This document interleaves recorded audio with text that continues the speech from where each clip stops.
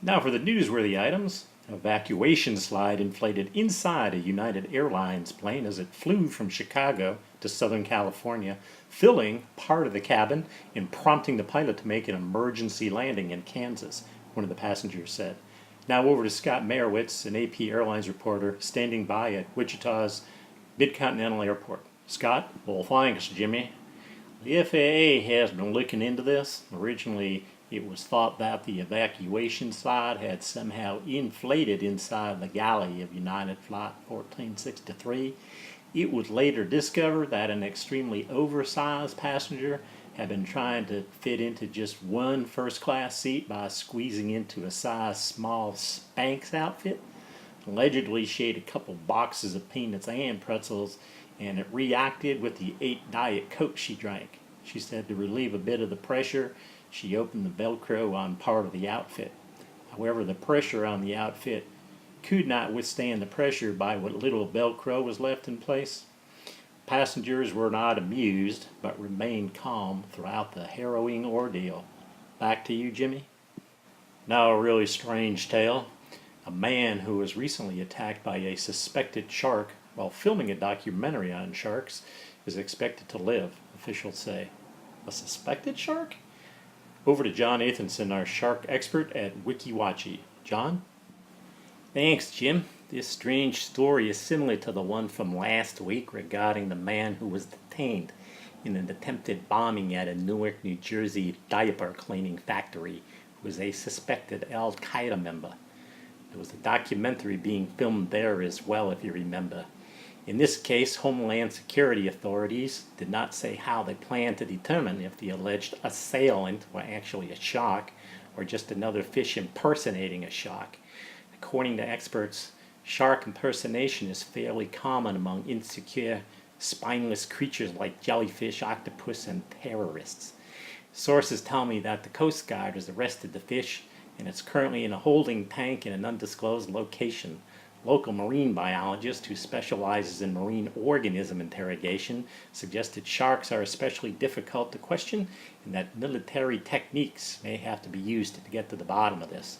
Sharks apparently seem to enjoy waterboarding, so it's likely that they may have to resort to more aggressive methods like subjecting the suspect to late-night talk show on CBS. The problem is that they've had in the past is that all fish and most people will quickly admit to being sharks after being forced to watch just a few minutes of David Letterman. Jim? Thanks, John. Keep us posted on that, will you? In other news, researchers have been studying after images. You know, when you stare at something and then close your eyes and you still see it, or you look at a blank wall and still see the image. Well, they're on the verge of being able to control after images. This sounds incredible to me.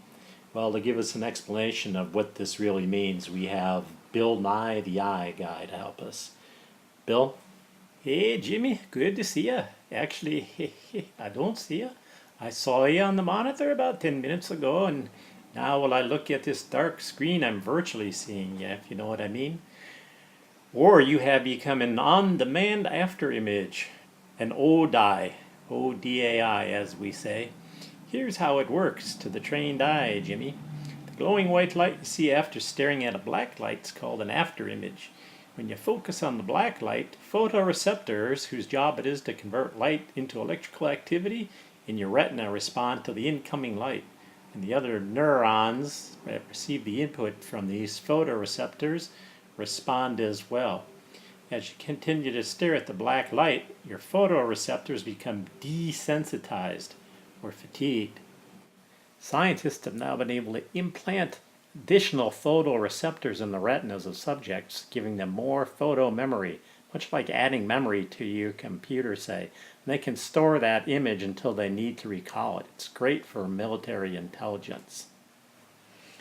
That's pretty cool. I can see it offers some great practical applications as well. Like if a person had these additional receptors, they could look outside in the winter here and it might look like they were still on their Hawaiian vacation. That'd be pretty cool. Or how about this? You wished your wife looked like some hot model, eh?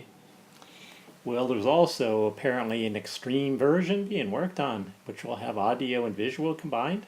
So I could say, watch your show, and then if I were being tortured with, say, Letterman, I could pull out those memories and watch a virtual Jimmy Fallon rerun, so to speak.